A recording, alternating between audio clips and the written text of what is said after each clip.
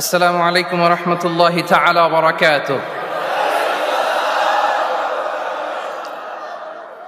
সাত শ্রেণীর মানুষকে রব্বুল আলামিন দয়া করে সেদিন তার আরশের ছায়ার নিচে জায়গা দিবেন। এই হাদিসটি বুখারী শরীফ, মুসলিম শরীফ সহ বিখ্যাত হাদিসের অনেক গ্রন্থে বর্ণিত হয়েছে। হাদিস বর্ণনাকারী সাহাবীর নাম হচ্ছে আবু হুরায়রা রাদিয়াল্লাহু আনহু। তিনি বলছেন, রাসূল করিম সাল্লাল্লাহু আলাইহি ওয়াসাল্লাম বলেছেন, সাবআতুন ইউযিল্লুহুমুল্লাহু ফি যিল্লিহি ইয়াওমা লা যিল্লা ইল্লা যিল্লুহু। সাত শ্রেণীর মানুষকে রব্বুল আলামিন কিয়ামতের দিন তার আরশের ছায়ার নিচে জায়গা দিবেন, যেদিন আল্লাহর আরশের ছায়া ছাড়া আর কোনো ছায়া থাকবে, আর কোনো ছায়া থাকবে না। আসেন কোন সাত প্রকার মানুষ আমরা শুনে নেই। নাম্বার 1, এক নম্বর হলো ইমামুন আদিল, ন্যায়পরায়ণ শাসক, ন্যায়পরায়ণ নেতা, যিনি মানুষের উপর অন্যায় করেন না, অবিচার করেন না। 2 নম্বর হলো ওয়াশাবুন নাশাআ ফি ইবাদাতিল্লাহ, ওই যুবক যে তার যৌবনকালীন শক্তি এবং সামর্থ্য আল্লাহর ইবাদতে কাটায়। 3 নম্বর হলো রাজুলুন কলবুহু মুআল্লাকুন ফিল মাসাজিদ, ওই ব্যক্তি যার অন্তর মসজিদের সাথে ঝুলে থাকে, অন্তরের মধ্যে মসজিদের প্রতি টান থাকে, মসজিদের প্রতি মহব্বত থাকে। 4 নম্বর হলো ওয়ারাজুলানি তাহাব্বান ফিল্লাহি ইজতামা আলাইহি ওয়া তাফাররাকা আলাইহি, দুইজন পরস্পরকে ভালোবাসে আল্লাহর জন্য, আবার কাউকে ঘৃণা করে, কারো সাথে সম্পর্ক ছিন্ন করে কার সন্তুষ্টির জন্য। 5 নম্বর হলো ওয়ারাজুলুন দাআতহু ইমরাআতান যাতা মানসিবিন ওয়া জামাল, ওই যুবক যাকে কোনো সুন্দরী যুবতী মেয়ে অসৎ কাজের জন্য, চরিত্রকে হননের জন্য আহ্বান করে, আর ওই যুবক, ওই নারী ওই যুবতীর আহ্বানে সাড়া না দিয়ে বলে ইন্নী আখাফুল্লাহ, আমার অন্তরে যার ভয় আছে তিনি কে? নাম্বার 6 নম্বর হলো ওয়ারাজুলুন তাসাদদাকা বিসাদাকাতিন ফাআখফাহা হাত্তা লা তা'লামা শিমালুহু মা তুনফিকু বিয়ামিনিহি, যেই ব্যক্তি এমন ভাবে দান করে, ডান হাত কি দান করে বাম হাত টের পায় না। 7 এবং সর্বশেষ হলো ওই ব্যক্তি ওয়ারাজুলুন যাকারাল্লাহু খালিয়ান ফাফাদাত আইনা, যেই ব্যক্তি একা হলে মোবাইল হাতে নিয়ে পর্নোগ্রাফি দেখে না, একা রুমে দরজা বন্ধ করে আজে বাজে কোনো চিন্তা করে না, গার্লফ্রেন্ডকে ফোন করে না, আজে বাজে কাজ করে না, একা হয়ে গেলে কলিজাটা কেঁপে উঠে কার ভয়ে? আল্লাহর ভয়ে কেঁপে উঠে, জাহান্নামের ভয় অন্তরে ঢুকে যায়, আল্লাহর আযাবের কথা মনে হয়ে যায়, আর একাকী নির্জনে মহান রবকে ভয় করে চোখের পানি ছাড়ে। এই 7 প্রকার মানুষকে কিয়ামতের দিন আরশের ছায়ার নিচে যিনি জায়গা দিবেন, গলার আওয়াজ বড় করে বলেন তিনি কে? এই 7 শ্রেণীর অন্তর্ভুক্ত হতে চান তো? আসেন এই 7 শ্রেণীর বিস্তারিত পরিচয় আমরা আজকে জানবো, আর সিদ্ধান্ত নিব এই 7 কাতারের ভিতরেই আমরা থাকবো ইনশাআল্লাহ। নইলে কিয়ামতের মাঠে বাঁচার উপায় আছে? আমরা কিয়ামতের মাঠে আল্লাহর দয়া চাই তো? কারা কারা চান না হাত তুলেন। আপনারা একটু সমস্যায় পড়ে গেছেন যে সব জায়গায় মাহফিলে শুধু ঠিক হুজুর আসে, ঠিক কিনা কন, আর যেটাই বলে পাবলিক হাত তুলে, এটা একটু বেঠিক হুজুর চলে আসছে, তাই না? একটু নেগেটিভ বলে। আসলে আমরা যখন পড়াশোনা করতাম কিছু কিছু স্যারকে দেখেছি, কিছু কিছু হুজুর উস্তাজকে দেখেছি, স্টুডেন্টদের কনসেন্ট্রেশন যাচাই করার জন্য মাঝে মাঝে নেগেটিভ কোয়েশ্চেন করতেন। এতে করে বোঝা যায় যে কে কতটুকু মনোযোগী। আমি অনেক খুশি, আপনারা এত মনোযোগী আর এত নীরব, এত ভদ্র মানুষ আমি কোথাও দেখি নাই। আলহামদুলিল্লাহ। আমরা শেষ পর্যন্ত মনোযোগী থাকতে পারবো তো? চলেন আমরা এবার জেনে নেই। 1 নম্বর বলেছিলাম আল ইমামুল আদিল, ন্যায়পরায়ণ শাসক, ন্যায়পরায়ণ নেতা, যিনি ন্যায় এবং ইনসাফ কায়েম করেন, অন্যায় করেন না, অবিচার করেন না। ন্যায় নীতি করা এটা কার বৈশিষ্ট্য? আমার আল্লাহ কারো উপরে অবিচার করেন না। এজন্য আল্লাহ কোরআনে বলেছেন, ওয়ালা ইয়াযলিমু রাব্বুকা আহাদা, তোমার রব কারো উপরে কখনো জুলুম করেন না, তোমার রব কারো উপরে কোনো অন্যায় করেন না। কিয়ামতের মাঠে বিচারক যিনি থাকবেন, সবাই বলেন তিনি কে? এখন তো আমাদের কত হেডাম, আরে বাপ রে বাপ, কি ভাবসাব, সব ভাবসাব শেষ হয়ে যাবে। কিয়ামতের মাঠে কারো ক্ষমতা চলবে না। ওয়াল আমরু ইয়াউমা ইযিল লিল্লাহ, সেদিন কর্তৃত্ব পাওয়ার যার হাতের মুঠায় থাকবে তিনি কে? হাসরের মাঠে আমার আল্লাহ হবেন বিচারক, আমরা সবাই হব আসামির কাঠগড়ায় দাঁড়াবো, আমার আল্লাহ বিচারক। বিচারের বেলায় আল্লাহ কারো উপর কোনো জুলুম করবেন না। মাঝে মাঝে আমরা আমাদের সমাজের চারপাশে দেখি বিচারের নামে অবিচার, আছে না নাই? বিচারের নামে অবিচার করে নিরপরাধীকে অপরাধী বানায়, আবার অপরাধীকে নিরপরাধী বানায়।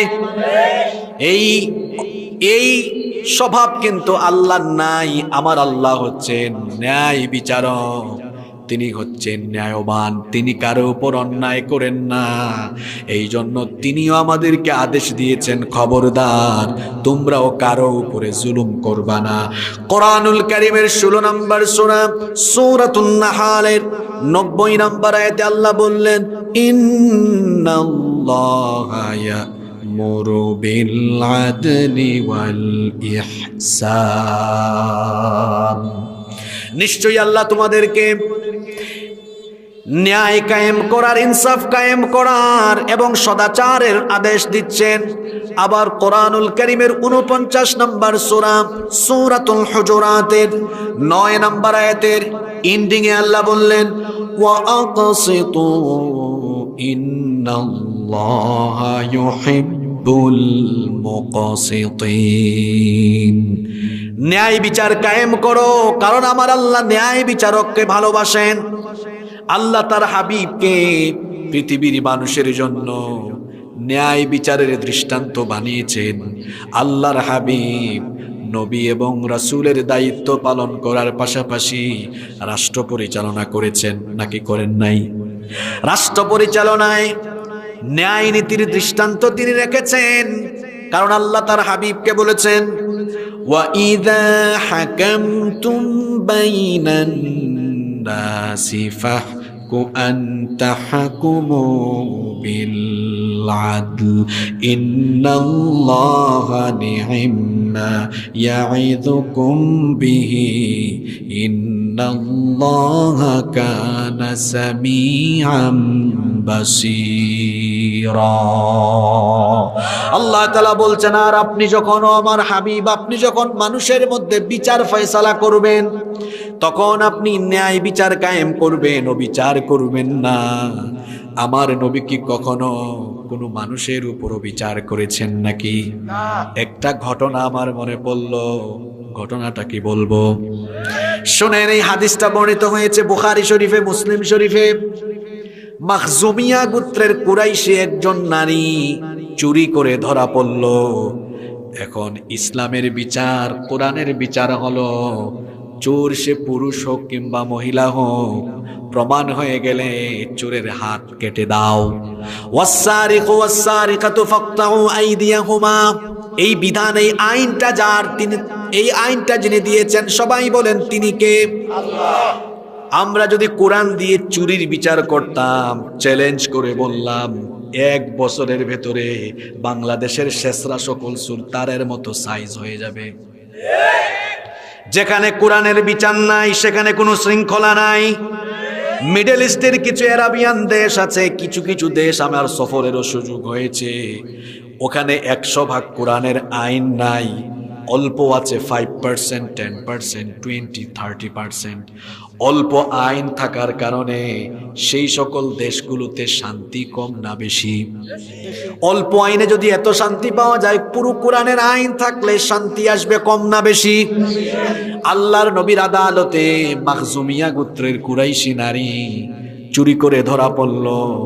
এবার সম্ভ্রান্ত বংশের নারী হওয়ার কারণে গোটা মদিনায় থমথমে অবস্থা বিরাজ করলো। এটা বোঝানোর জন্য আপনাদেরকে একটা উদাহরণ দেই। এই যে আপনাদের আদাচাকি গ্রামের যদি সম্ভ্রান্ত কোনো পরিবারের কেউ চুরি করে, তাহলে বলেন তো এলাকার মধ্যে এটা নিয়ে আলোচনা হবে কম না বেশি? মাখজুমিয়া গোত্রের কুরাইশি নারী চুরি করলো, সাহাবীরা এবার আলোচনা করছেন এত সম্ভ্রান্ত বংশের নারী, নবীজি যদি রায় দেওয়ার বেলায় কোরআন অনুযায়ী রায় দেন, ওই বংশের মান-ইজ্জত শেষ। তারা চিন্তা করলেন নবীজির কাছে কেউ একজন সুপারিশ নিয়ে যাক, নবীজিকে একটু সুপারিশ করে দেখি মহিলার বেলায় একটু রায় কমায়া দেওয়া যায় কিনা। মনে করেন বড় নেতার ছেলে অপরাধ করেছে, তো নেতা খেতা কিংবা তার আশেপাশের লোকেরা গিয়ে বলে শাস্তিটা একটু কমায়া দেন, আর কেউ যেন না শুনে এটার ব্যবস্থা করেন। এটা একটা উদাহরণ দিলাম। তো মহিলা সম্ভ্রান্ত বংশের হওয়ার কারণে সাহাবীরা পরামর্শ করছেন কিভাবে রায়টা একটু কমায়া আনা যায়, শাস্তি কমায়া আনা যায়। কিন্তু কোন সাহাবী নবীজির কাছে এই সুপারিশ নিয়ে যাবেন, কারো সাহস হয় না। সাহাবীরা সবাই মিলে সিদ্ধান্ত নিলেন, নবীজি উসামা ইবনু যায়েদকে খুব ভালোবাসেন। তারা বললেন, উসামা তুমি যাও, তুমি কথা বললে তোমার প্রতি নবীজির মহব্বতের কারণে হয়তো তোমার কথা নবীজি রাখতে পারেন। উসামা ইবনু যায়েদ রাদিয়াল্লাহু আনহু সবার পরামর্শে তিনি নবীজির কাছে গেলেন। নবীজিকে গিয়ে বললেন, ইয়া রাসূলুল্লাহ, ইয়া হাবিবাল্লাহ সাল্লাল্লাহু আলাইহি ওয়াসাল্লাম, আমি এসেছি এই মহিলার শাস্তির বিধান হালকা করে দেওয়ার সুপারিশ নিয়ে। নবীজি বললেন, কেন? তিনি বললেন, এটা তো খুব সম্ভ্রান্ত বংশের মহিলা, বংশের কোনো মান-ইজ্জত থাকবে না। এই কথা শোনা মাত্রই আল্লাহর নবীর মাথায় যেন আসমান ভেঙে যাওয়ার উপক্রম হয়ে গেল।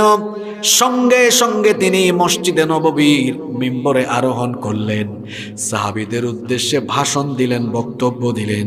বক্তব্য দিতে গিয়ে বললেন, সাহাবীরা রে, এত বড় স্পর্ধা, এত বড় সাহস তোমাদের কিভাবে হলো? আল্লাহর কোরআনের বিচারের বিরুদ্ধে আঙ্গুল তোলার স্পর্ধা কিভাবে হলো?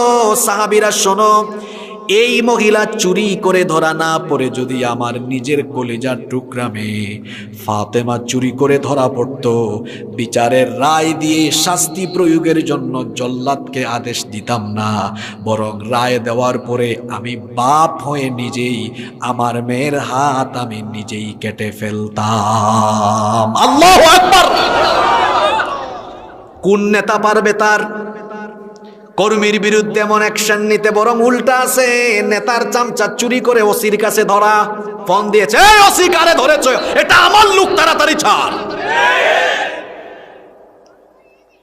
সব কিছুতে স্বজন প্রীতি, দল প্রীতি, দলকানামি, এই জন্য ন্যায় বিচার নাই।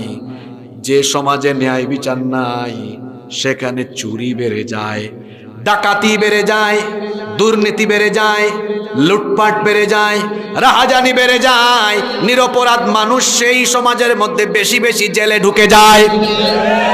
যেখানে সুবিচার থাকে না, ইনসাফ থাকে না, সেই সমাজে কোরআন হাদিস পড়া গবেষণা করা আলেমরা জেলখানায় থাকে, আর চোর বাটপাররা বুক ফুলিয়ে জেলখানার বাহিরে থাকে। আল্লাহর নবী বলেছেন, 7 শ্রেণীর মানুষকে রব্বুল আলামিন কিয়ামতের দিন আরশের ছায়ার নিচে জায়গা দিবেন। এর মধ্যে 1 নম্বর হলো আল ইমামুল আদিল, যারা মানুষের উপরে ন্যায় বিচার করবে। এখন ন্যায় বিচার শুধু সমাজ আর রাষ্ট্রের দায়িত্বশীল হলে করতে হবে, বাকিরা করবে না, বিষয়টা এমন নয়। আপনার পরিবারেও আপনি ন্যায় বিচার আপনার ঠিক রাখতে হবে, ন্যায়পরায়ণ হতে হবে। বলবেন, হুজুর পরিবারে আমি ন্যায়পরায়ণ কেমনে হব? মনে করেন আপনারা 4-5 ভাই বোন, তো এক ভাই সম্পদ বেশি নিলেন, আরেক ভাইকে ঠকায়া দিলেন, এটা কি ন্যায় হলো নাকি? অবশ্য এই ধরনের ঠকাঠকি আমাদের সিরাজগঞ্জে নাই। স্বামী স্ত্রীর উপর জুলুম করে, তার মানে ওই স্বামী নীতিবান স্বামী নয়। আমরা মা বাপ হয়ে সন্তানের উপরেও ন্যায় ইনসাফ করি না। বলবেন, হুজুর এটা কেমন কথা?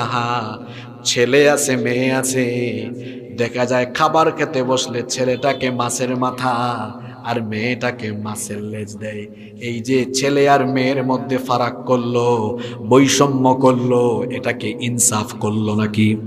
তার মানে ওই পিতা জালিম, ওই মা জালিম। নবীজির তো একটা ছেলেও ছিল না, সব মেয়ে ছিল, ছেলেগুলো মারা গিয়েছে। অনেকে আছে মেয়ে হলে কপালটা কুঁচকে যায়, অথচ নবীজি বলেছেন মেয়ে সন্তান হলো, কন্যা সন্তান হলো বরকতের প্রতীক। আল্লাহর নবী বললেন, যার ঘরে 3টা মেয়ে আছে সে, যার ঘরে 3টা মেয়ে আছে সে আমার সাথে জান্নাতে যাবে। লালন পালন করে দিন শিখাইয়া সৎপাত্র করলে জান্নাতে যাবে। 2 মেয়ের বেলায় একই কথা বললেন, কিন্তু কোন ছেলের বেলায় কি এমন হাদিস আছে নাকি? তো মেয়ে সন্তানকে কেন লেজ খাওয়ান, মেয়েটাকে মাছের মাথা খাওয়ান।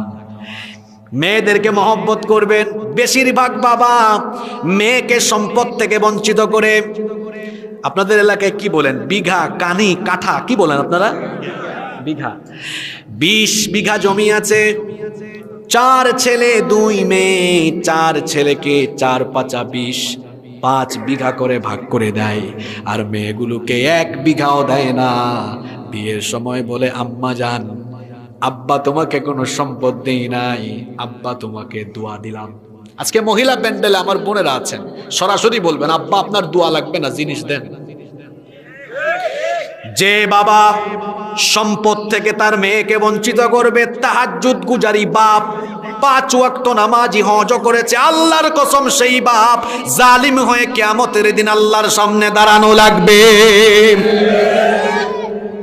ন্যায় বিচার পরিবারে কায়েম করেন। সমাজের মেম্বার, চেয়ারম্যান, আপনার ওয়ার্ডে, আপনার ইউনিয়নে ন্যায় বিচার কায়েম করেন। কয়েক হাজার টাকা ঘুষ খাইয়া বিচারের রায় উল্টা পাল্টা কইরা দিয়েন না। বিচারের রায় উল্টা পাল্টা করে দেয় এই রকম ঘুষখোর মেম্বার, চেয়ারম্যান, কিছু সমাজের পাতি মুরব্বী সমাজে আসে না নাই? খবরদার, খবরদার। এই রকম মানুষের উপর ঘুষ খাইয়া ও বিচার করবে যারা, কিয়ামতের দিন আল্লাহর আদালতে জালিমের কাতারে থাকবে তারা। আপনারাই বলেছেন, হুজুর আমরা কিয়ামতের মাঠে আল্লাহর দয়া চাই, তাহলে আমরা কখনো অবিচারকারী হব না, বরং আমরা ন্যায় নীতি কায়েম করব। পারবো তো ইনশাআল্লাহ?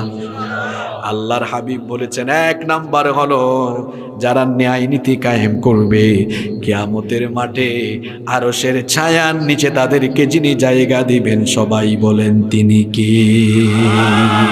আপনাদের কষ্ট হচ্ছে? যুবকদের ওয়াজ চলে এসেছে, যুবতীদের ওয়াজ চলে এসেছে। 2 নাম্বার হলো তাদেরকে কিয়ামতের মাঠে আরশের ছায়ার নিচে জায়গা দেওয়া হবে। ওয়াশাবুন নাশাআ ফি ইবাদাতিল্লাহ,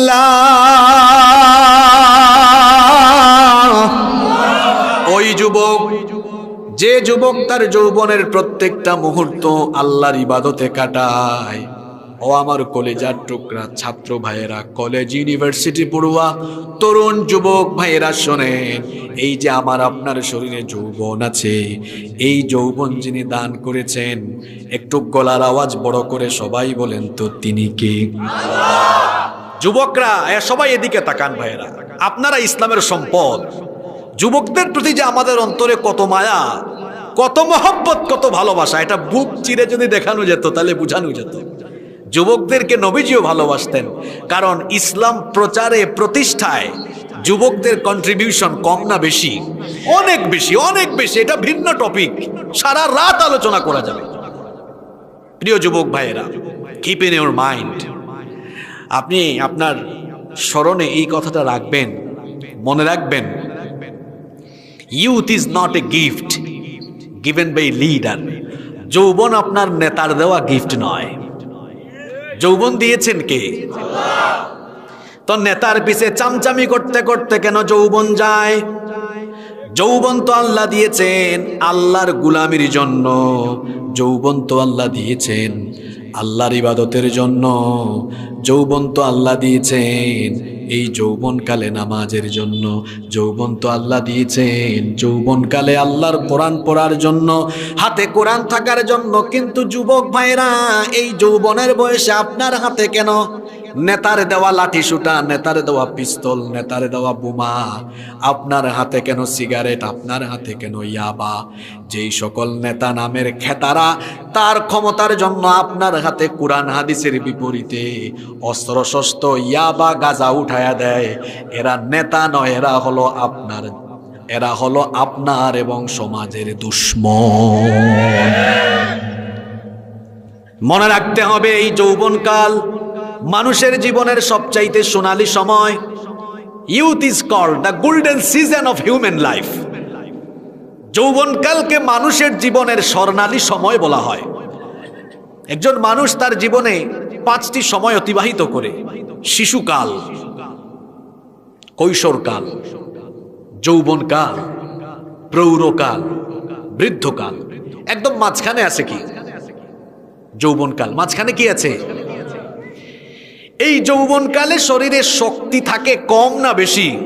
অনেক বেশি। যুবকরা উদ্যমী হয়, যুবকরা যেদিকে যায় সেদিকে একটা গণজোয়ার তৈরি হয়। ইসলাম প্রতিষ্ঠা হয়েছে কিভাবে? নবীজি যুবকদেরকে টার্গেট করেছেন। ইসলাম প্রচারে রক্ত দিল কারা? রক্ত দিয়েছে উমাইর ইবনুল হুমাম বদরে, রক্ত দিয়েছে জুলাইবিব। ইসলামের জন্য রক্ত দিয়েছে কে? রক্ত দিয়েছে হানজালা, রক্ত দিয়েছে খাব্বাব, রক্ত দিয়েছে খুবাইব। যাদের নাম বলেছি প্রত্যেকটা ব্যক্তি ছিলেন তাগড়া জওয়ান, তাগড়া যুবক। আল্লাহু আকবার। আজকে যদি পৃথিবীর 200 কোটি মুসলমানদের মধ্যে যে কোটি কোটি যুবক আছে, এই যুবকরা যদি তথ্য প্রযুক্তির আগ্রাসন থেকে বের হয়ে কোরআনমুখী হয়ে যায়, তাহলে এই পৃথিবীতে মুসলিম জাতি আবারও মাথা উঁচু করে দাঁড়িয়ে যাবে। অমুসলিমরা কখনো, ইসলাম বিরোধীরা ইসলাম নিয়ে তামাশা করার সুযোগই পাবে না। যুবকদেরকে বলছি, এটা আপনার জীবনের সবচেয়ে গুরুত্বপূর্ণ সময়। এখন টার্নিং পয়েন্ট চলছে, টার্নিং পয়েন্ট। এই যৌবনকালের ব্যাপারে কিয়ামতের দিন আল্লাহ আপনাকে আলাদা জিজ্ঞেস করবেন।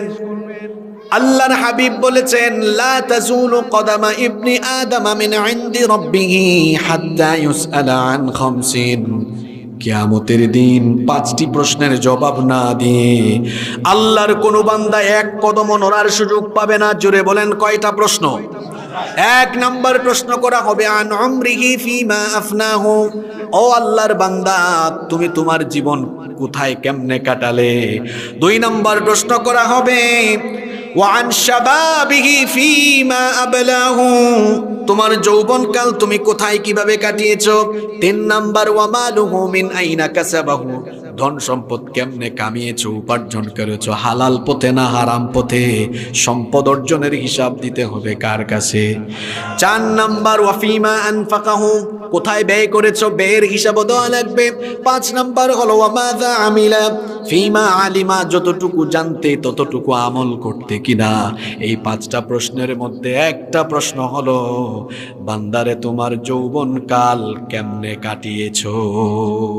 ছাত্র ভাইয়েরা, যুবক ভাইয়েরা, অন্যমনস্ক হবেন না। আপনাকে আল্লাহ জিজ্ঞেস করবেন, যৌবন কি তামাশা করে কাটিয়েছো? মোবাইলের নেশায় কাটিয়েছো? পাবজি খেলে, ফেসবুক, ইউটিউবিং আর টিকটকিং করে যৌবন কাটিয়েছো? না যৌবনে আল্লাহর গোলামি করেছো, সাজদা দিয়েছো? একদম পুঙ্খানুপুঙ্খু, ওই যে পাই না পই করে হিসাব দিতে হবে কার কাছে? খবর আছে কিন্তু। এই যৌবন চলে গেলে আপনি আর ফিরে পাবেন?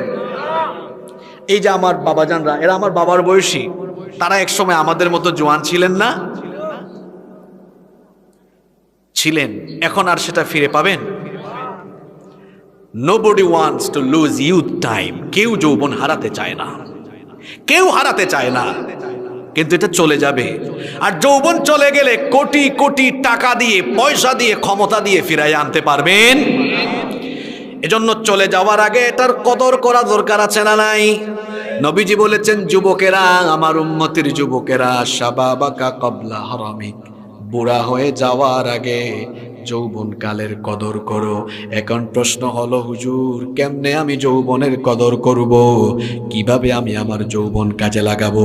উত্তর হলো, এই যৌবন আপনাকে যিনি দিয়েছেন তার বিধান মতো তার গোলামি 24 ঘন্টা করে করে যৌবন কাটাবেন। যুবক ভাইয়েরা বলেন তো, একটু গলার আওয়াজটা বড় করে বলেন, যৌবন আপনাকে দিয়েছেন কে?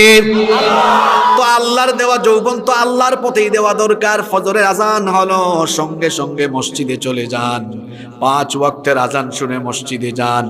যৌবনকালীন সময়ে আল্লাহর ইবাদত করেন। কোরআন যারা পারেন না, কোরআন শিখেন। নেতা খেতাদের সামনে পিছে হেঁটে ছাত্র বয়সে কেরিয়ার নষ্ট করবেন না, মাদকাসক্ত হয়ে যাবেন না। যৌবনকালীন বয়সে পড়াশোনার পাশাপাশি নিজের চরিত্র সুন্দর বানান। হাতের মধ্যে পিস্তল নয়। যে সকল ছেলেরা পেলে আপনাকে দাওয়াত দেয়, কোরআনের দাওয়াত, সামনে পেলেই বলে ভাই এই যে কোরআনটা পড়ো, কোরআন নাও, আসো তুমি কোরআন পারো না, আমি তোমাকে কোরআনটা শিখাই। তুমি কোরআন পারো না, আসো তোমার অর্থ সহ একটু কোরআনটা বুঝাই। আলেমদের কাছে যাবেন, আলেমদেরকে ভালোবাসবেন, আলেমদের কাছে যাবেন, হুজুর আমি যুবক মানুষ, কিছু আমল আমারে শিখায়া দেন, আমি কিভাবে চলবো, আমার কি করা দরকার, কেমনে চলা দরকার। সৎ সঙ্গে স্বর্গবাস, অসৎ সঙ্গে। যুবক ভাইরা খবরদার, যাদের সাথে চলবেন বুঝে শুনে চলবেন।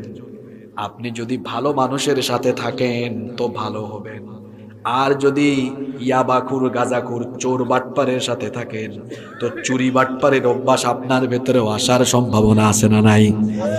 ভালো মানুষের সাথে থাকবেন, এভাবে যৌবনকাল ভালো পথে, দিনের পথে কাটাবেন। এই রকম করে যে যুবকরা তাদের যৌবনকাল আল্লাহর ইবাদতে কাটাবে, ওই যুবকদেরকে কিয়ামতের দিন আরশের ছায়ার নিচে যিনি জায়গা দিবেন, গলার আওয়াজ বড় করে বলেন তিনি কি? আপনাদেরকে কষ্ট হয়ে যাচ্ছে বেশি? এই তো বাকিগুলো আস্তে আস্তে বলছি। 3 নম্বরে হলো রাজুলুন কলবুহু মুআল্লাকুন ফিল মাসাজিদ, ওই ব্যক্তি যার অন্তরের সাথে মসজিদ ঝুলে থাকে, অর্থাৎ মসজিদের প্রতি যার আন্তরিকতা থাকে। আজান হলেই মসজিদে দৌড়ায়, আজান হলেই মসজিদে দৌড়ায়। ফজরের আজান হয়েছে, নামাজে গিয়েছে, নামাজ থেকে বের হয়ে কাজে মনোযোগী দিয়েছে, কাজে মনোযোগী হয়েছে, কিন্তু অপেক্ষায় আছে কখন জোহর হবে, আবার আমি মসজিদে যাব। আল্লাহু আকবার।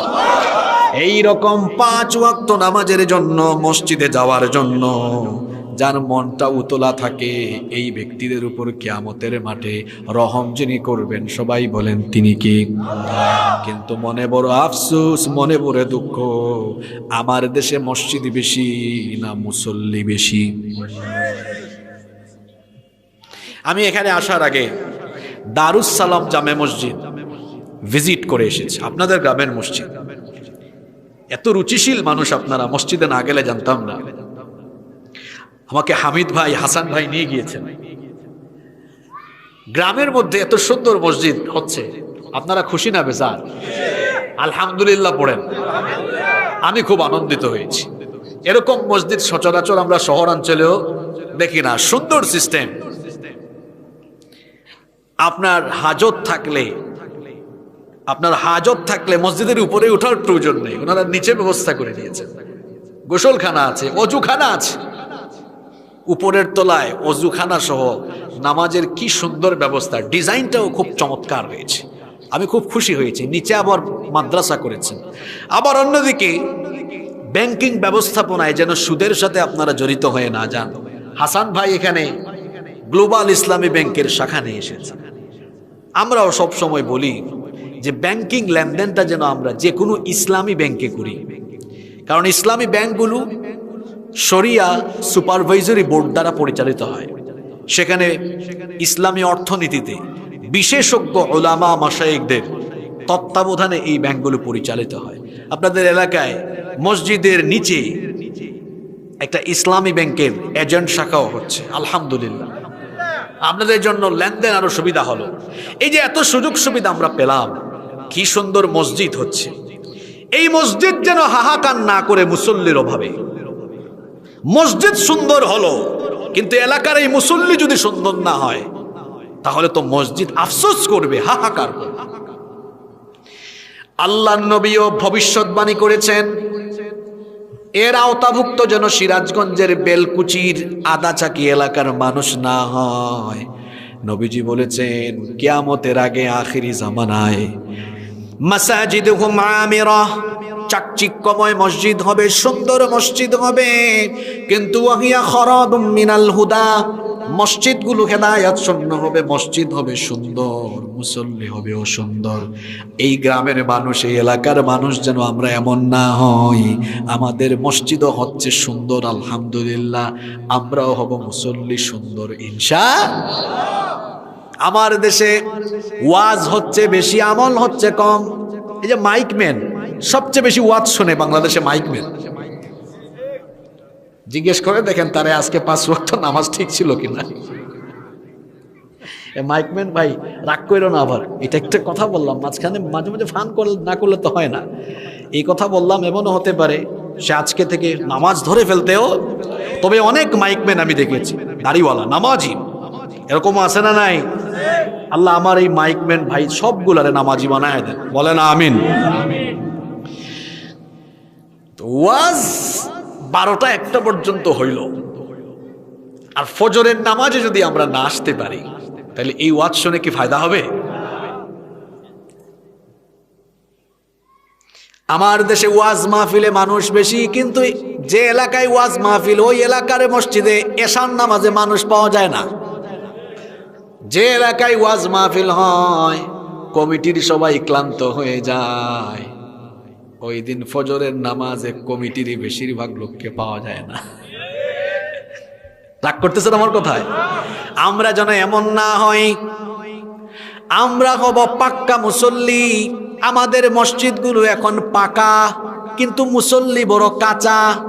আর নবীজির সময়ে মসজিদ ছিল কাঁচা, মুসল্লি ছিল পাকা। আমাদের মসজিদগুলোর ছাদ কত সুন্দর, পাকা মসজিদ, কিন্তু আল্লাহর নবীর মসজিদের ছাদ খেজুর পাতার ছাউনি দিয়েছিল। আল্লাহর নবীর মসজিদের পিলারগুলো ছিল খেজুরের ডালের। আমাদের মসজিদে এত সুন্দর সুন্দর টাইলস, ঢাকা শহরে গেলে দেখবেন কত জাতের টাইলস যে মানুষ লাগিয়েছে, কত ডিজাইনের, কত দামি দামি ব্র্যান্ডের টাইলস মানুষ লাগিয়েছে। আবার মসজিদের মধ্যে দামি দামি কার্পেটিং করা। আল্লাহর নবীর মসজিদ, মসজিদে নববী, ওই মসজিদে কোনো টাইলস ছিল না, ওই মসজিদে কোনো দামি কার্পেট ছিল না, ফ্লোরটা ছিল মরুভূমির বালু মাটি। যখন সাজদা দিতেন আল্লাহর হাবিবের কপাল মোবারকে, মুবারক কপালে মুবারক নাকে বালু লেগে যেত, মাটি লেগে যেত। যখন অল্প একটি বৃষ্টি হতো কাদা হয়ে যেত, তাদের কপালে, তাদের নাকে, হাতে পায়ে কাদা লেগে যেত। তখনকার মসজিদটা ছিল কাঁচা, কিন্তু মুসল্লি ছিল। এখন আমাদের মসজিদ হয়ে গেছে সবগুলা পাকা, আর মুসল্লি হয়ে গেছে। ডাকতে ডাকতে মসজিদে আনা যায় না। যুবককে যদি বলেন ভাই নামাজে আসো, কই হুজুর আমি জোয়ান মানুষ, বুড়া হই, চুল পাকুক দাড়ি পাকুক তারপর নামাজে আসবো। আমার যুবক ভাইরা, আপনারা যে বুড়া হবেন এর কি কোনো নিশ্চয়তা আছে নাকি? আমার পাশের বাসার ছেলে 18 বছর বয়স, এই তো কয়েকদিন আগে মারা গিয়েছে। ছেলেটা, আমি গ্রামের বাড়িতে গেলে তার বাইক দিয়ে অনেক জায়গায় আমাকে ঘোরাতো, হঠাৎ মারা গিয়েছে। মরণের কি কোনো সিরিয়াল আছে? মরণের তো সিরিয়াল নাই। পৃথিবীতে প্রথম এসেছেন আদম আলাইহিস সালাম। ওনার ছেলেদের নাম জানেন আপনারা? হাবিল, কাবিল। কাবিল মেরে ফেলেছে কাকে? হাবিলকে। আদম আলাইহিস সালাম দুনিয়ায় জীবিত থাকা অবস্থায় তার ছেলে হাবিল মারা গিয়েছে। তাহলে বাপ আগে আসছে, যাওয়ার বেলায় আগে কে চলে গেছে? সিরিয়াল ঠিক থেকেছে? যুবক ভাইয়েরা, there is no serial of death. মৃত্যুর কোনো সিরিয়াল। মাঝে মাঝে দেখবেন সিরাজগঞ্জের বিভিন্ন এলাকায় দাদা বেঁচে আছে, নানা বেঁচে আছে, দাদা কিংবা নানা নাতি নাতনির লাশ কবরে নামায়, বাপ বেঁচে আছে, বাপের কাঁধে সন্তানের লাশ, বাবা ছেলেকে কবরে নামায়। এই রকম দৃশ্য আমাদের সমাজে আছে না নাই? এজন্য যুবক ভাইয়েরা খবরদার, বুড়া হবেন এটা হলো শয়তানের ধোঁকা। খবরদার যুবক ভাইয়েরা, এটা নামাজের বয়স। কই হুজুর সকাল 8টা পর্যন্ত না ঘুমাইলে তো চেহারার স্মার্টনেস থাকে না। ফজরের নামাজ যে ছেড়ে দেয় তার চেহারার কোনো সৌন্দর্য থাকে না। ফজরের নামাজ যারা আদায় করে তাদের চেহারায় নূর দিয়ে দেন যিনি, তিনি কি? অনেক ছেলেরা অনেক মেয়েরা পার্লারে যায়, পার্লারে গিয়ে ফেসিয়াল করে হাজার হাজার টাকার মেকআপ নেয় চেহারা সুন্দর করার জন্য। আর নামাজিদের কোনো মেকআপ লাগে না, নামাজিদের মেকআপ হলো অজু। নামাজিরা যখন অজু করে আর আল্লাহকে সাজদা দেয়, ফেসিয়াল লাগে না, নামাজিদের কোনো মেকআপও লাগে না, তাদের চেহারায় যিনি স্পেশাল নূর দিয়ে দেন তিনি কে? যুবক ভাইদেরকে বলবো খবরদার ভাইয়েরা, নামাজ ছাড়বেন না, নামাজ ছাড়বেন না। আর এই নামাজটা একা একা পড়া যাবে না, নামাজ আদায় করতে হবে মসজিদে গিয়ে জামাতের সাথে। মসজিদগুলোর সাথে যাদের সম্পর্ক থাকবে, রাজুলুন কলবুহু মুআল্লাকুন ফিল মাসাজিদ, মসজিদের সাথে যাদের সম্পর্ক থাকবে তাদেরকে কিয়ামতের মাঠে আল্লাহর আরশের ছায়ার নিচে যিনি জায়গা দিয়ে দিবেন, সবাই বলেন তিনি কি?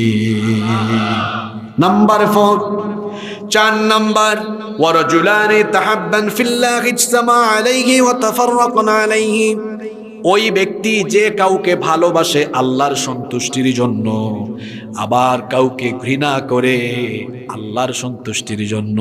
আল্লাহর হাবিব বলেছেন, মান আহাব্বা লিল্লাহ ওয়া আবগাদা লিল্লাহ ওয়া আ'তা লিল্লাহ ওয়া মানা'a লিল্লাহ ফাকাদ ইসতাকমালাল ঈমান। আবু দাউদ শরীফের হাদিস, নবীজি বলেছেন, যে ব্যক্তি কাউকে ভালোবাসবে আল্লাহর জন্য, কাউকে ঘৃণা করবে আল্লাহর জন্য, দান করবে আল্লাহর জন্য, দান থেকে বিরত থাকবে আল্লাহর জন্য, ওই ব্যক্তির ঈমানটা পূর্ণ হয়ে যাবে। আমরা কাউকে ভালোবাসবো কার সন্তুষ্টির জন্য? কার সন্তুষ্টির জন্য? একজন আলেম কিংবা একজন আল্লাহওয়ালা মানুষ, বা একজন দিনদার ভাই, একজন দিনদার বোন, তিনি যদি দিনের পথে চলেন, তার সাথে আমার সম্পর্ক থাকবে। এই সম্পর্কটা হবে কেবলমাত্র কার সন্তুষ্টির জন্য? আমাদের ভালোবাসা সবই যেন হয় মহান রবের জন্য, রাগ ক্ষোভ ঘৃণা গুলো তাও যেন হয় শুধু প্রভু তোমারই জন্য। ভালোবাসি বাসি ভালো, ভালোবাসি প্রভু তোমাকে, ইয়া হাবিবি ইয়া রাসূলুল্লাহ, হৃদয়ে গেথেছি তোমাকে। মান আহাব্বা লিল্লাহ ওয়া আবগাদা লিল্লাহ ওয়া আ'তা লিল্লাহ ওয়া মানা'a লিল্লাহ ফাকাদ ইসতাকমালাল ঈমান। আল্লাহু আকবার। আমি আপনাকে ভালোবাসবো কার সন্তুষ্টির জন্য? অবিবাহিত ব্যাচেলর ছেলেরা এখানে আছে না? বিয়ে করো না এমন মিসকিন আছে এখানে? মিসকিন বলে তোমরা রাগ করো না, মিসকিন আরবি শব্দ, এটার অর্থ হলো নিঃস্ব। তো যার কেউ নাই, তার বউ নাই, সে নিঃস্ব না? তো ব্যাচেলর এখনো। তারা ভালোবাসতে চায় মেয়েকে, মেয়ের পিছনে ঘুরঘুর ঘুরঘুর ঘুরঘুর করে। একটা মেয়ের পিছনে ঘুরঘুর করা থেকে বিরত থাকবো কার সন্তুষ্টির জন্য? নিজের বিবিকে ভালোবাসবো কার সন্তুষ্টির জন্য? খবরদার, হারামে কোনো আরাম। ভালোবাসা হবে সব বিয়ের পরে, বিয়ের আগে, বিয়ের আগে বেগানা কোনো মেয়ের সাথে ভালোবাসা আদান প্রদান নয়। বিয়ের পরে বিবির সাথে যত মন চায় প্রেম ভালোবাসা বিনিময় করেন, কোনো অসুবিধা নাই। তখন দাম্পত্য জীবনে যিনি বরকত দিয়ে দিবেন তিনি কে? ভালোবাসবেন কাউকে আল্লাহর জন্য, আবার ফতোয়া অন্যদিকে নিয়ে যায়েন না। হুজুর ঠিক আছে, আমি একটা মেয়েকে বিয়ে করার উদ্দেশ্যে ভালোবাসলাম আল্লাহর সন্তুষ্টির জন্য। তো কেউ যদি কই হুজুর মদ আমি খাচ্ছি কিন্তু বিসমিল্লাহ বলে খাচ্ছি, ওই বিসমিল্লাহ বলে খাইলে যেমন মদ হালাল হয়ে যায় না, ঠিক তেমনি বিয়ে করার উদ্দেশ্যেও কারো কোনো বেগানা নারীর সাথে কথা বলা কিংবা কোনো অবৈধ রিলেশন রাখাও যাবে না। আমার দেশে কিছু তক্তা বক্তা বের হইছে, 20, 30, 40 মিনিট যুবকদেরকে এগুলা শিখায় যে চলে যাও, চলে যেতে দাও, এটা সেটা শেখায়। কোরআন হাদিস পড়ে যুবকদেরকে কোরআন হাদিসের দিকে ধাবিত করো। এই বয়সে যুবকরা মেয়ের পিছনে ঘুরঘুরার মেয়ে নিয়ে কেন চিন্তা করবে? যেই জামানায় কোরআন এসেছে ওই জামানায় এই বয়সের যুবকরা দিনের জন্য রক্ত দেওয়ার, জীবন দেওয়ার প্রত্যয় গ্রহণ করেছে। এই যুবকরা এই সময়ে ভালোবাসা দিবে আল্লাহকে, আল্লাহ রসুলকে দিবে। এজন্য আমার জাতীয় কবি খুব সুন্দর লিখেছেন, আল্লাহকে যে পাইতে চায় হযরতকে ভালোবেসে, আল্লাহকে যে পাইতে চায় হযরতকে ভালোবেসে, আরশ কুরসি লৌহ কলম না চাহিতে পেয়েছে সে। আল্লাহু আকবার। আমার ভালোবাসা, আমার ভালোবাসার সবটুকু জুড়ে আছেন মুহাম্মদ সাল্লাল্লাহু আলাইহি ওয়াসাল্লাম। একজন মুমিন সবচেয়ে বেশি ভালোবাসবে আল্লাহকে, এরপরে আল্লাহর রাসূলকে। ভালোবাসার মাপকাঠি এই রকম হবে, ঠিক কিনা বলেন? আবার আমি কাউকে ঘৃণা করব, কাউকে অপছন্দ করব, সেটাও কার সন্তুষ্টির জন্য? কোরআন বিরোধীকে আমি অপছন্দ করব, কোরআনের রাজ কায়েমে যারা বাধা দেয়, আলেমদের উপরে যারা জুলুম চালায়, আলেমদের উপরে যারা নির্যাতন চালায়, ইসলামের বিরুদ্ধাচারণ যারা করে, অন্যায় অপরাধের সাথে সংশ্লিষ্ট যারা, তাদের সাথে আমার কোনো সম্পর্ক থাকবে না, তাদের সাথে আমার কোনো দহরম মহরম থাকবে না। কারণ আমি কোরআন বিরোধী, ইসলাম বিরোধীদের সাথে সম্পর্ক ত্যাগ করব কার সন্তুষ্টির জন্য? আমার দেশে কিছু পদলেহনকারী বের হয়েছে, সামান্য পদের জন্য, পয়সার জন্য ফাসিকদের প্রশংসায় মেতে উঠে, ফাসিকদের পা চাটে। এজন্য আমরাও বলি, যে আলেম নামক ভণ্ডের গলা দিয়ে ফাসিকের পয়সা ঢুকে, ওই গলা দিয়ে কোনোদিন হক কথা বের হবে না। যার গলা দিয়ে হারাম পয়সা ঢুকে না, সেই সকল লোকেরা বুলেটের সামনে দাঁড়িয়েও হক কথা বলতে কখনো তার বুক কেঁপে উঠবে না। কারণ তার অন্তরে একজনের ভয়, তিনি কে? আমরা একজনকে ভয় করি, একজন ছাড়া আর কাউকে ভয় পাই না, তিনি কে? আল্লাহ, তুমি আমাদের অন্তরে তোমার ভয়কে আরো মজবুত করে দাও। 4 নম্বরে বললাম কাউকে ভালোবাসবো, আবার কারো সাথে সম্পর্ক ছিন্ন করব, কার সন্তুষ্টির জন্য? কষ্ট হচ্ছে না? 5 নম্বর হলো ওয়ারাজুলুন দাআতহু ইমরাআতান যাতা মানসাবিন ওয়া জামাল। ওই যুবক, আবার যুবকের ওয়াজ চলে এসেছে। ওই যুবক, যে যুবককে সুন্দরী মেয়ে প্রপোজ করলে, সুন্দরী মেয়ে যদি প্রপোজ করে, ওই যুবক তখন সুন্দরীর সৌন্দর্য দেখে না, ওই যুবক তখন সুন্দরীর ওই প্রপোজকে অ্যাকসেপ্ট করে না, রিজেক্ট করে দেয়, আর রিপ্লাই করে ইন্নী আখাফুল্লাহ, আমি যাকে ভয় করি তিনি কি? যুবকরা, তোমরা পারবা এটা? তোমাদের ইনশাআল্লাহ আবার ছোট হয়ে গেছে। তোমাদেরকে যদি কোনো মেয়ে প্রপোজ করে লিখে আই লাভ ইউ, তোমরা তো বলে ফেলবা আই লাভ ইউ টু। দেখেন, হাদিস থেকে শোনাচ্ছি। হ্যাঁ, ওয়ারাজুলুন দাআতহু ইমরাআতান যাতা মানসিবিন ওয়া জামাল। সুন্দরী কোনো নারী তাকে আহ্বান করলে, সে ওই নারীর আবেদনকে রিজেক্ট করে আর বলে আমি আল্লাহকে ভয় করি। আল্লাহু আকবার। তুমি আর কি জাতের সুন্দর যুবক, তোমার কি সৌন্দর্য? শোনো, পৃথিবীর সবচেয়ে সুন্দর যুবকের কথা বলছি।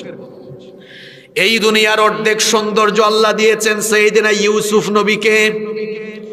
যাকে দেখলে চোখ ফিরানো যেত না, তার নামে কোরআনে কারিমে একটা সূরাও যিনি দিয়েছেন, সবাই বলেন তিনি কে? ইউসুফ নবীর চেহারা এত সুন্দর ছিল, এত সুন্দর চেহারা ছিল, মিশরের সেই যুগের সুন্দরী সুন্দরী সকল যুবতী মেয়েরা ইউসুফ আলাইহিস সালামকে দেখে ফল কাটতে গিয়ে নিজেদের আঙ্গুল কেটে ফেলেছে, টেরও পায় নাই। আল্লাহু আকবার। মানে চেহারার দিকে তাকানোর পরে অনুভূতি শক্তি চলে গিয়েছে, ফিলিংলেস, অনুভূতি নাই। ফল হাতে ছিল, ফল কাটতে গিয়ে ফলে ছুরি চালায় নাই, আঙ্গুল কেটে ফেলেছে, টেরও পায় নাই। আল্লাহু আকবার। বলছিলাম যুবক, তোমার চেহারা আর কি সুন্দর। ইউসুফ নবীর চেহারা, যাকে দেখে মেয়েরা ফল কাটতে গিয়ে আঙ্গুল কেটে ফেলেছে, টেরও পায় নাই। ইউসুফ নবী যেই ঘরে লালিত পালিত হয়েছেন, ওই ঘরের দুষ্ট মহিলার নাম ছিল জুলাইখা। জুলাইখা সেই ছোট্টবেলা থেকে ইউসুফ আলাইহিস সালামকে দেখে চোখের সামনে ইউসুফ নবী বড় হয়েছেন। যখন ইউসুফ নবী যৌবনে, জুলাইখার মনের মধ্যে এবার আজে বাজে চিন্তা আসলো। একদিন সে ইউসুফ নবীকে নির্জনে ডাকলো, তার বেডরুমে নিয়ে গেল, খাস কামরায় আহ্বান জানালো, তার দাসীদেরকে বের করে দিল। 7টা দরজা ছিল, সবগুলো দরজা লক করে দিল। ইউসুফ নবীকে বলল, এখানে তুমি আর আমি আছি, আর কেউ নাই।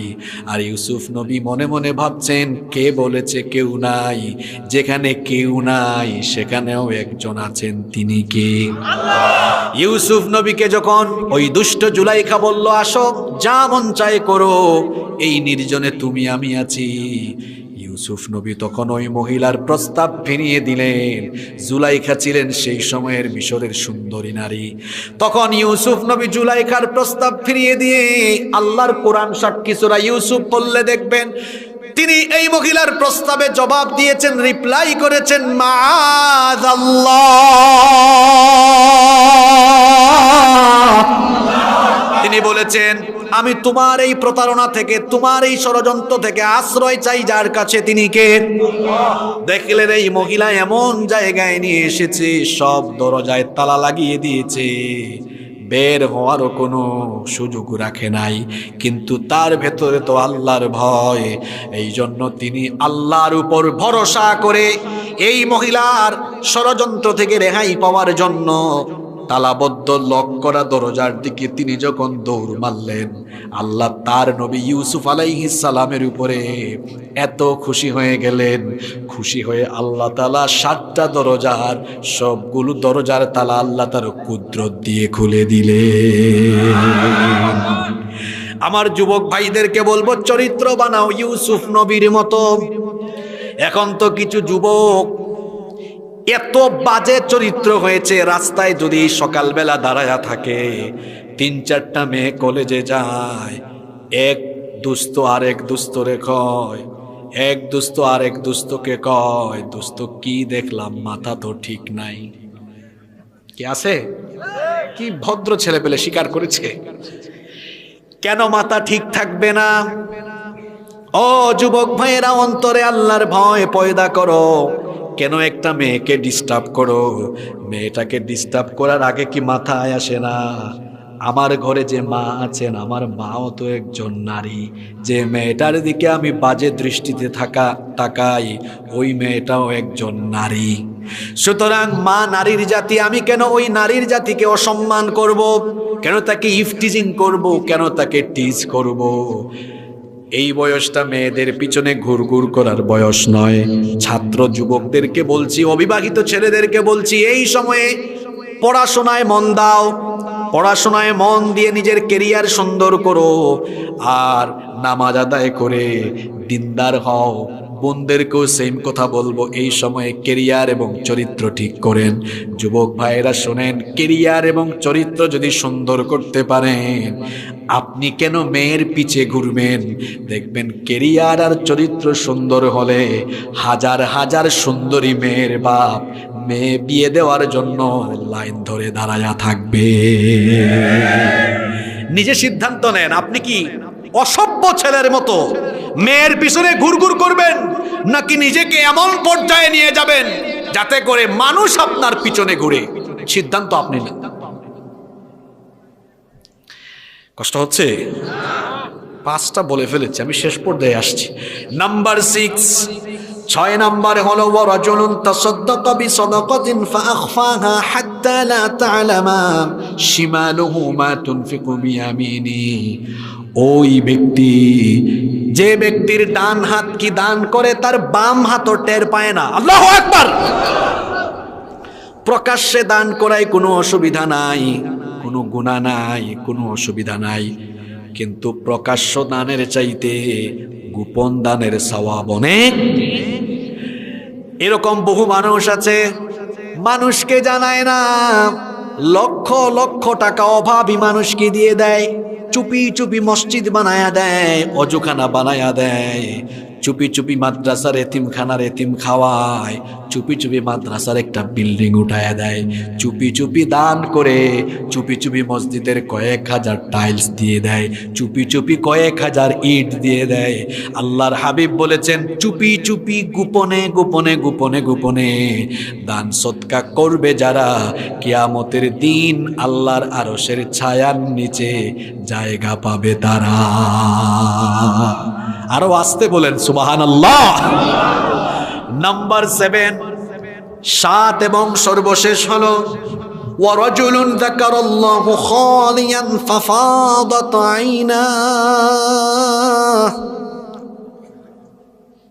ওই ব্যক্তি, যে ব্যক্তি একাকী হয়ে গেলে নীরবে নির্জনে নিভৃতে আল্লাহর কথা স্মরণ করে আর আল্লাহর জাহান্নামের ভয়ে চক্ষু থেকে পানি ঝরায়।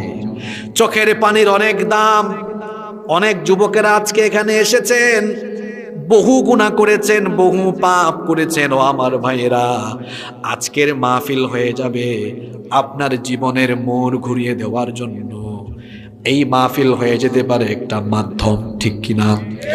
আজকেই আপনি মোনাজাতে থাকেন, কান্না করেন, বাড়িতে গিয়ে তাহাজ্জুদ পড়েন, সবাই যখন ঘুমায়া যাবে কয়েক ফোঁটা চোখের পানি ছাড়েন। আমার বোনদেরকেও মাদেরকেও একই কথা বলবো, আমার বাবাদেরকেও একই কথা বলবো, যখন আপনারা একা থাকবেন, একটু একাকী হয়ে গেলে চক্ষু বন্ধ করলে দেখবেন অতীত জীবনের অনেক গুনার কথা মনে পড়বে, অতীত জীবনের অনেক পাপের কথা মনে আসবে। যখন চক্ষু বন্ধ করে অতীত জীবনের পাপের কথা, অতীত জীবনের গুনার কথা মনে করবেন, তখন একটু দিলটাকে নরম করে দেন, দিল নরম করে চোখের পানি ছেড়ে দেন।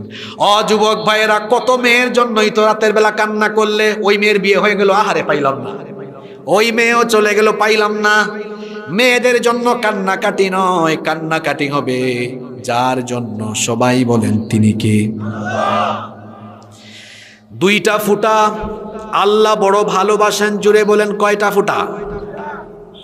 একটা হলো কতরাতু দামুন তুহরাকু ফি সাবিলিল্লাহ, আল্লাহর জমিনে আল্লাহর দ্বীন প্রতিষ্ঠায় যে মুজাহিদ তার শরীর থেকে রক্ত ঝরিয়ে দেয়, ওই রক্তের ফুটা আল্লাহ ভালোবাসেন, ওই রক্তের ফুটা আল্লাহ পছন্দ করেন। আর আরেকটা ফুটা হলো কতরাতুম মিন দুমুইন ফি খাশিয়াতিল্লাহ, আল্লাহর ভয়ে, আল্লাহর আযাবের ভয়ে যেই চক্ষু থেকে পানি ঝরে, ওই চোখের পানি যিনি ভালোবাসেন তিনি কি? আল্লাহর হাবিব বলেছেন, যে মানুষের চক্ষু থেকে আল্লাহর ভয়ে চোখের পানি পড়ে, ওই চক্ষুকে কখনো জাহান্নামের আগুন গ্রাস করতে পারবে না। আল্লাহু আকবার। কাঁদেন কাঁদেন, আল্লাহর আযাবের ভয়ে কাঁদেন, গুনাহের জন্য, পাপের জন্য। দিলটাকে নরম করে চোখের পানি ছেড়ে দেন। আমাদের যখন কাপড় ময়লা হয়, কাপড় ময়লা হয়ে যাওয়ার পরে আমরা কাপড় কি করি?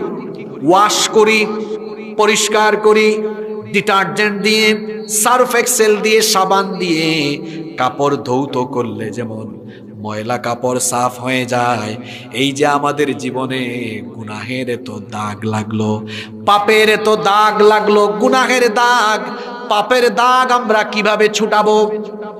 গুনাহের দাগ, পাপের দাগ ছুটানোর জন্য ডিটারজেন্ট দিয়ে হবে না, সার্ফ এক্সেল দিয়ে হবে না, সাবান দিয়ে হবে না।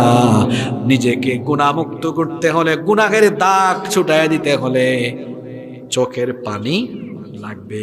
চোখের পানি ছেড়ে যদি যুবক ভাইয়েরা রাত 12টা, 1টা, 2টার সময় গার্লফ্রেন্ডের সাথে কথা বলো না, রাত 2টা, 3টায় জেগে উঠো, তাহাজ্জুদের জায়নামাজে দাঁড়ায়া যাও, ওই সময় আল্লাহ ডাকতে থাকেন, কে আছে? মান যাল্লাযী ইয়াদউনি,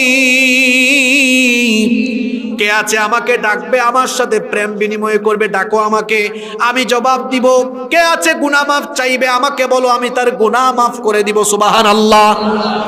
ওই সময় চোখের পানি ছাড়েন, মা বোনদেরকেও বলছি, চোখের পানি ছাড়েন, আল্লাহর ভয়ে কান্নাকাটি করেন। আল্লাহর হাবিব বলেছেন, নীরবে নিভৃতে একাকী যে ব্যক্তি আল্লাহর ভয়ে চোখের পানি ছাড়ে, ওই ব্যক্তিকে কিয়ামতের দিন তার আরশের ছায়ার নিচে যিনি জায়গা দিবেন তিনি কে? এই মোট কয় প্রকার বললাম? জোরে বলেন, কয় প্রকার? আমি দেখি তো সিরাজগঞ্জের মানুষের মেমোরাইজিং ক্যাপাসিটি কেমন। গতকাল আমি পাবনায় ছিলাম, দেখলাম পাবনার মানুষ, তারা তো এখন রাষ্ট্রপতিও পেয়ে গেছে। তো পাবনার মানুষ দেখলাম মেমোরাইজিং ক্যাপাসিটি ভালো। যে পয়েন্টগুলো বলেছি অন্য টপিকে আলোচনা ছিল, বলে ফেলছে। আমার বিশ্বাস আজকে আপনারাও পারবেন, না পারলে আমি সহযোগিতা করব। 7 শ্রেণীর মানুষ আরশের ছায়ার নিচে জায়গা পাবে। 1 নাম্বার বলেছিলাম কি? মাশাআল্লাহ, ন্যায় বিচারক, ন্যায়পরায়ণ ব্যক্তি, ন্যায়পরায়ণ শাসক। 2 নাম্বার কি বলেছিলাম? হ্যাঁ, মাশাআল্লাহ, যে যুবক তার যৌবনকাল আল্লাহর ইবাদতে কাটায়। যুবক ভাইয়েরা, যৌবন দিব কার পথে? জোরে, কার পথে? কারা কারা যৌবন আল্লাহর পথে দিবেন? হাত তুলে দেখান। একাকী নীরবে নিভৃতে চোখের পানি ছাড়বো কার ভয়ে? আল্লাহ, তুমি আমাদের সবাইকে, আজকের আপনাদের প্রশংসা না করে পারছি না। হামিদ ভাই, আপনার এলাকার মানুষ এত ভদ্রতার সাথে শোনে, আসলে এটা এখানে আলোচনা না করলে বুঝতাম না। আমি প্রথমে বেশিরভাগ চাচারা ছিলেন, ভাবছি মনে হয় ঝিমাই ঝিমাই শুনবেন, কিন্তু আমি যেটা দেখেছি যুবকদের চাইতে আমার চাচাদের এনার্জি আরো বেশি। অনেক খুশি হয়েছে। আপনি খেয়াল করছেন কিনা, 7টা পয়েন্ট বলে ফেলেছে তারা। আল্লাহ, তুমি আমাদের সবাইকে এই 7 কাতারে শামিল করে নাও। এই মসজিদের জন্য আমার প্রাণ ভরা দোয়া রইল। আমাকে হাসান ভাই, হামিদ ভাই মসজিদ দেখিয়েছেন, বলেছেন যে কিছুদিনের মধ্যে মসজিদ উদ্বোধন হবে। এই মসজিদের আমরা মুসল্লি হব ইনশাআল্লাহ। মসজিদ যেন আমাদের ওভাবে কান্নাকাটি না করে, আহাজারি না করে, আমরা যুবক, তরুণ, ছাত্র সমাজ, ছোট বড় সবাই মিলে আনন্দের সাথে, উৎসাহ উদ্দীপনার সাথে মসজিদে নামাজের মুসল্লি থাকবো ইনশাআল্লাহ।